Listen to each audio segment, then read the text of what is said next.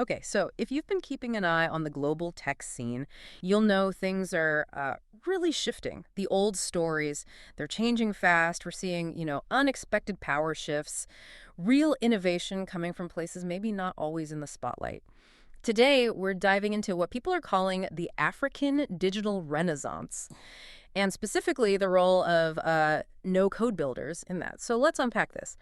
What does a digital renaissance actually look like when it's built from the ground up? And well, who's leading this charge? It's a great question. And what's really fascinating is that a lot of this energy comes from what we call no-code development. Right, no code. Yeah, think of it like designing software visually. You're using digital blocks almost instead of writing lines and lines of traditional code. So much more accessible then. Exactly. It's not just like a small convenience. It's genuinely enabling.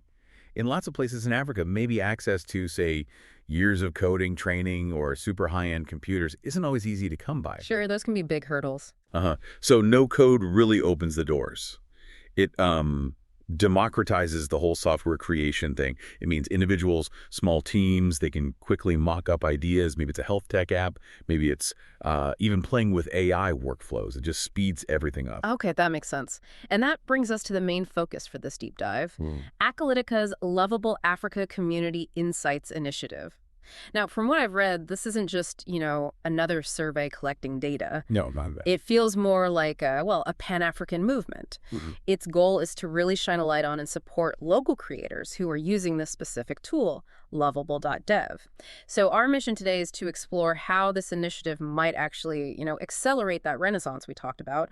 What are its specific aims, and why does it matter so much, not just for Africa, but maybe for tech globally? That's the core of it, yeah. So maybe let's start with Lovable.dev itself. We know it's no code, but what's the feel of it? How does it actually empower people? Right. So the core idea is visual software design. You're literally dragging components onto a canvas, connecting them up, seeing your app kind of take shape right there. Real-time feedback. Pretty much. Yeah. And it's surprisingly versatile. People use them for all sorts. Like you said, maybe prototyping a health tech idea quickly or building out a minimum viable product, an MVP for a fintech startup. Just getting that first version out there fast. Testing the waters. Exactly. Yeah. Or even for experimenting with AI workflows, which is pretty cutting-edge stuff. The sources we looked at kept mentioning how it helps people create things that are both functional and look good quickly. That beautifully aspect seems important. It is, but I think the real impact, especially in Africa, needs to go deeper than just looking nice. For a tool like Lovable.dev to really make a difference there, it absolutely has to connect with the real needs, the actual ideas, the specific challenges that African builders are facing day to day. Otherwise, it's just another tool dropped in from somewhere else. Precisely. It could just feel generic, maybe not quite hitting the mark for local contexts, That's a really important point. Now, the materials we have really emphasize the community aspect of this Lovable Africa initiative. It sounds like it's not sort of top-down dictation, more bottom-up. Absolutely. It's very much community-driven. Lovable Africa seems to have 4 pretty clear objectives. They're quite systematic, actually. Okay, what are they? First, it's about basic understanding. Who in Africa is actually using Lovable right now, and how are they using it? What problems are they solving? Just getting the lay of the land. Yeah. Second, and this is really powerful, I think, is actively finding and surfacing local talent, getting their stories out there. Visibility. Huge visibility, both regionally and hopefully globally. Because let's be honest, sometimes amazing innovators in Africa don't have those big PR machines behind them, right? Right, they can be overlooked. Right. Community sourcing makes sense then. Totally. Third, the initiative aims to figure out, okay, what support do these builders actually need? Where are the gaps? How can the community grow stronger? So tailored support, not just generic help.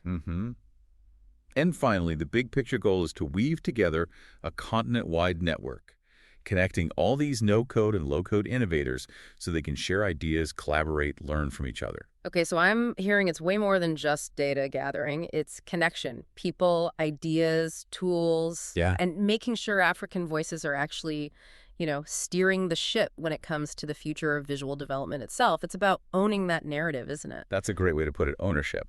So if you're listening to this, maybe you're thinking, okay, how do I fit in, or can I get involved? And the sources paint a really welcoming picture here. It seems like they want your story. Yeah, very inclusive. Doesn't matter if you're, say, a solo entrepreneur in Nairobi, maybe Harar, just building a side project, Or maybe you're a design student in Lagos learning about automation. Or even, a full startup team down in Cape Town building the next big app. It feels very open. And that connects directly to the why. Why does this matter so much right now? Yeah, let's get into that. Well, historically, let's face it, Africa hasn't always been front and center in the global tech story, especially in like the newer fields, AI, no code, product development trends. Often underrepresented. Significantly. Mm. But that story is definitely changing. It's not just changing, it's being actively rewritten. Yeah. And initiatives like this Lovable Africa one, they're right at the heart of that change. There's a quote here from Edzai Zvabwo. He's the CEO of Acalytica, the company behind this. He says, "We're not waiting to be included. We're building ourselves in." Wow. That's powerful, isn't it? It's not asking for permission. It really is. It's a declaration almost. Self-determination in tech. It flips the script from, trying to get a seat at someone else's table to building your own table. What kind of impact does that mindset have? Yeah, what does that translate to practically? Well, it changes the whole approach, I think. Instead of just trying to adopt tools or methods from elsewhere, it sparks this drive to define what's possible from an African perspective.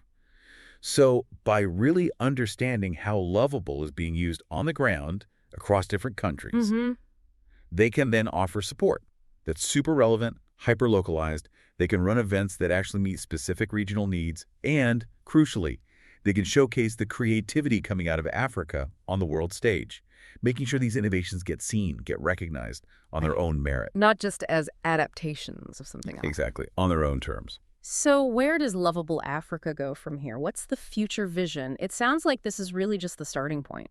Oh, definitely. The plan is for it to evolve quite a bit. We should expect to see things like online meetups, probably offline ones too, to build those direct connections. Real community building. Yeah, and hackathons, but focused on solving real-world problems, not just coding challenges for the sake of it.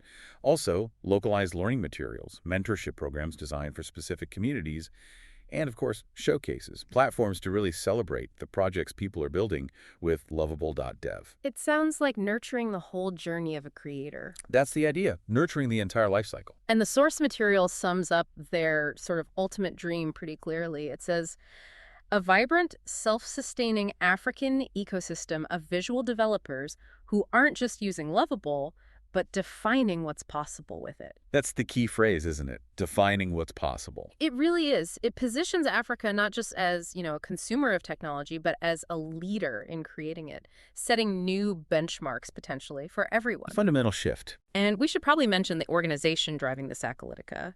They're described as a South African-born digital growth platform, already working with creators, entrepreneurs, small businesses. That's right. Helping them launch, monetize online, often using these kinds of powerful no-code tools. So they're already in this space. Yeah. And their core philosophy, according to sources, is basically that tech should be about inclusion, economic inclusion specifically, not exclusion. Making tech work for more people. Exactly. And Lovable Africa seems to be their way of putting that belief into action. It's about making sure the next wave of African builders, creators, entrepreneurs, they have the tools, yes, but also the visibility, the networks, everything they need to really succeed and thrive in this global digital world. It's bigger than just the software itself then. Much bigger. It's about shifting those underlying paradigms, making sure the global tech scene actually reflects the incredible diversity of talent out there. So to wrap up the main points here, the Lovable Africa initiative really stands out. It feels like solid proof of the continent's rising leadership in digital innovation. And it's being driven by these accessible no-code tools, plus a really strong focus on community. Absolutely. It's fundamentally about fostering that economic inclusion we talked about and getting African innovation the global recognition it deserves. It's about changing the map, literally and figuratively. It really reframes things. Yeah, if you zoom out, this isn't just a story about African tech. It's part of a bigger shift. It's about truly globalizing where innovation comes from. It shows that amazing, groundbreaking ideas can and do emerge from anywhere when people have the right tools and insights based on their own local realities. So are you ready to be part of this? It really does feel like a movement. You can check out the Lovable Africa page. We put the link right there in the description for you. Fill in the form, tell them your story, help build this Pan-African network, and, well, put Africa firmly on the Lovable map. Definitely. And here's something to think about after we finish. Just imagine a future where the whole definition of what's possible with visual development isn't just set in Silicon Valley or somewhere else, but is actively being shaped by the ingenuity bubbling up from cities all across Africa. What kinds of completely new innovations might we see then? And how could that ripple outwards and fundamentally change the tech landscape for all of us, including you?